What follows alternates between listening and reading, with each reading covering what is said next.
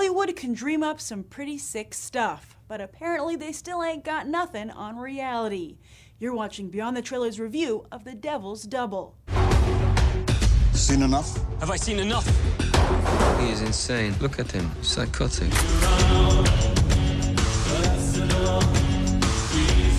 You give me nothing. Everything I want, I just take for myself. I know people are dying. I don't care. I gave you life. Without me, you are nothing! The life of Uday Hussein was apparently something you'd have to see to believe, and now you can. The Devil's Double is based on the true story of Latif Yahia, a military officer in the Iraqi army who was handpicked to become Uday's Fideh, aka body double. Latif, who witnessed countless horrors as part of Uday's inner circle, has said that he regrets Uday did not live to see a courtroom, where Latif would have hoped to testify against him. However, with this movie, it appears that Latif will finally get to settle the score. Sure, there was a book, but didn't you get the memo? Hardly anyone reads anymore. But they do go to the movies.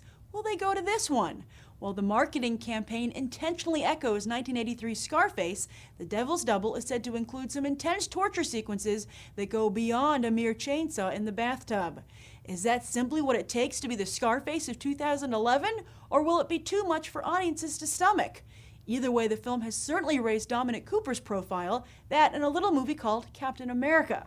Hard to imagine this was the same guy dancing next to Amanda Seyfried in Mamma Mia just a few years ago.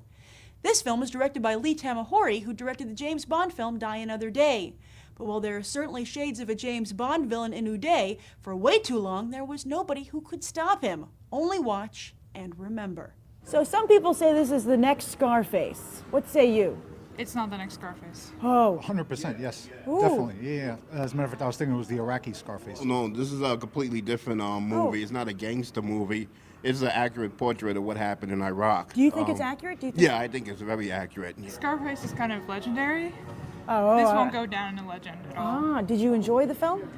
Ooh, that's hard to say. Yeah. It's hard to say that you could enjoy something that's like Caligula. Yes, I did. I enjoyed it very much. It Oh. was very good, well written, well made. Graphically depicts the violence. I mean, it's one thing to hear about on CNN, it's one thing to see it on Fox, but that's all, it's spun.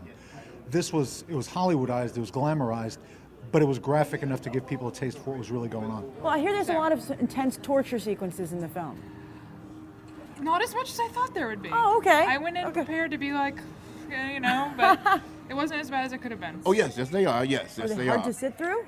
Well, yeah, sometimes you get a little squirmish over it, but again, it's telling you a very accurate portrait of what happened. I mean, Scarface broke the mold. Scarface really, it cut through the, I don't want to say the glass ceiling, but it set the pace. Use the chainsaw in the shower. Yeah, this was not as graphic as it, I don't want to say as I wanted it to be, but it was, I mean, it didn't set out to be Dawn of the Dead. Well, did you see the trailer for this film? The Yes. trailer was very good. Yes. Does the movie live up to that trailer?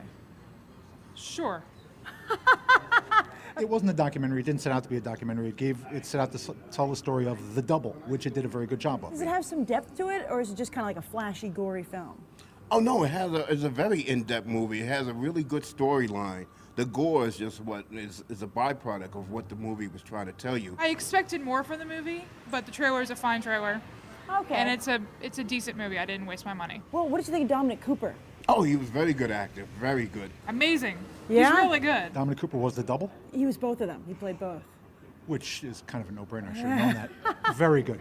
Very, very, very good. Having to play two different people, having to give the nuance to each of the roles. Did he pull that off? Oh, yeah, I mean, not to sound like, what's his name, John Lovitz, but acting. Would you recommend that people see this in theaters? Oh, yes, very much so. Definitely, absolutely worth seeing in theaters. You need to rent it so you can fast forward through stuff. What do you think? Oh, it goes by really fast. Oh, good. Okay, cool. And they skip over a lot of the stuff is in your head, which is maybe worse. Ooh. Like any movie, you're told that this is an R-rated movie and that this is what's going to be shown in the movie. So, you just prepare for it. What do you give it on a 1 to 10?